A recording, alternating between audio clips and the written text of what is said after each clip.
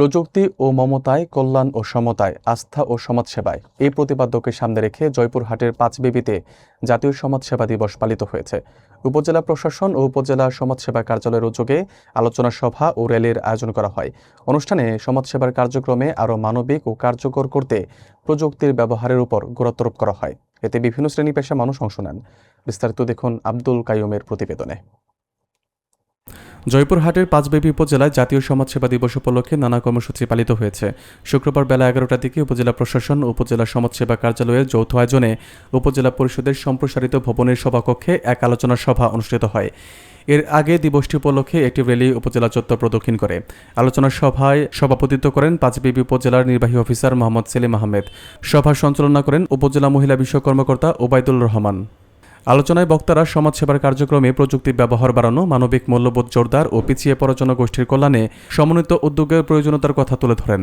সভায় বক্তব্য রাখেন উপজেলার সহকারী সমাজসেবা কর্মকর্তা রবিউল ইসলাম, পাঁচবিবি প্রেস ক্লাবের সভাপতি আজাদ আলী, ইউনিয়ন সমাজকর্মী দেব দুলাল পাহান, ইউনিয়ন সমাজকর্মী আমিনুল ইসলাম এবং হাফেজ মাওলানা আবুল হাসান। বক্তারা জানান, সমাজসেবার মাধ্যমে দরিদ্র, অসহায় ও সুবিধাবঞ্চিত মানুষের জীবনমান উন্নয়ন সম্ভব এবং এক্ষেত্রে সরকারি বেসরকারি উদ্যোগের সমন্বয় জরুরি।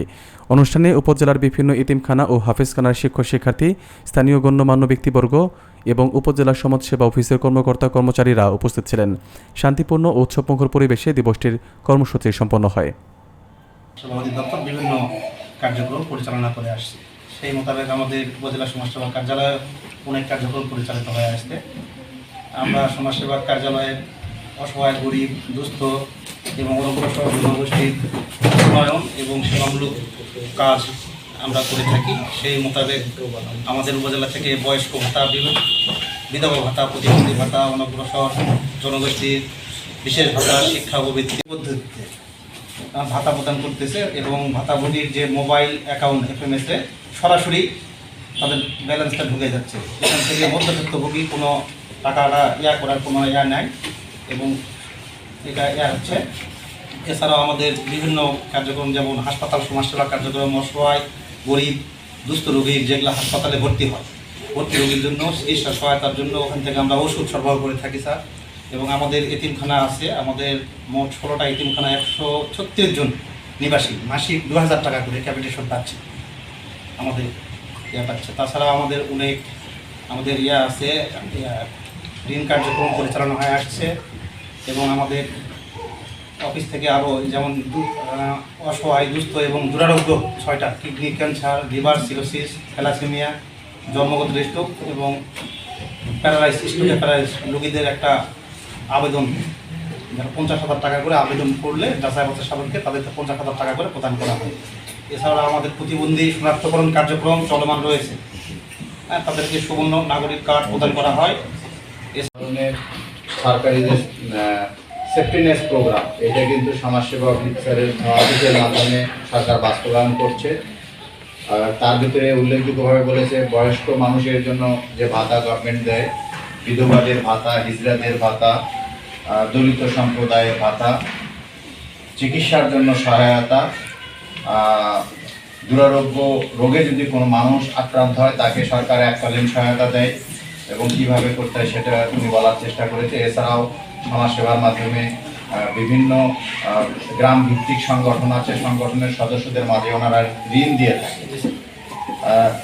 এই জিনিসগুলো আমরা জানি। আবার বলছেন যে 16টা এতিমখানা, যার ছাত্র সংখ্যা 160 জন, প্রতিজনের জন্য সরকার প্রতি মাসে 2000 টাকা আর্থিক সহায়তা দেয়। তার মানে এটা কিন্তু অনেক বড় পরিসরে কাজ হয়।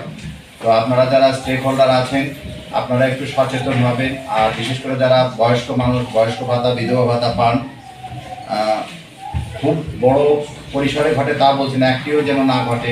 ওটিপি চায় অনেক সময়, যারা ফ্রেক বাস, ধোকাবাজ, বলবে যে আপনার কাছে একটা ওটিপি গেছে, গেলে আপনার 3000-2000 টাকা ঢুকবে, আপনি বলে দিলেন, দেখবেন যে আপনার অ্যাকাউন্ট থেকে টাকাটা কিন্তু সে সেবা। আসলে নামটাই মানে একটা ভালো একটা যে সমাজের সেবা করার জন্য এই ডিপার্টমেন্ট প্রতিষ্ঠিত, কিন্তু এই ডিপার্টমেন্ট থেকে কী কী সেবা দেওয়া হয়, কীভাবে দেওয়া হয়, এটা আসলে অনেকেই জানে না।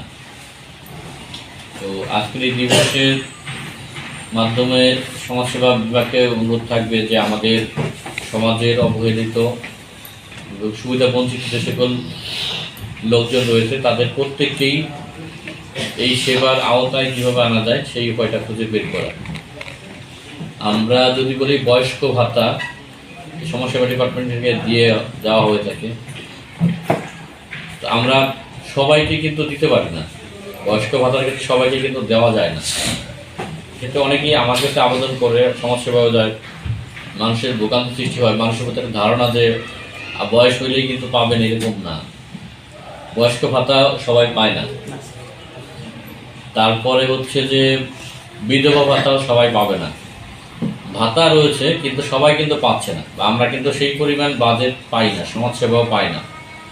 তো এইটা নিয়ে অনেকের ভিতরে একটা ধারণা রয়েছে যে আমরা মনে ইচ্ছা করে দিচ্ছি না।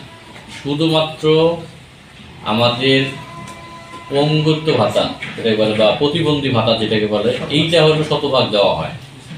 এছাড়া অন্যগুলা কিন্তু শতভাগ দেওয়া হয় না।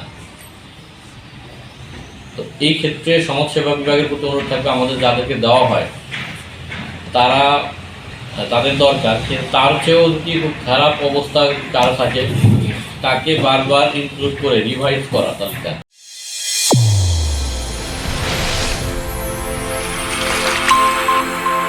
চ্যানেল A1 হৃদয়ের স্পন্দন।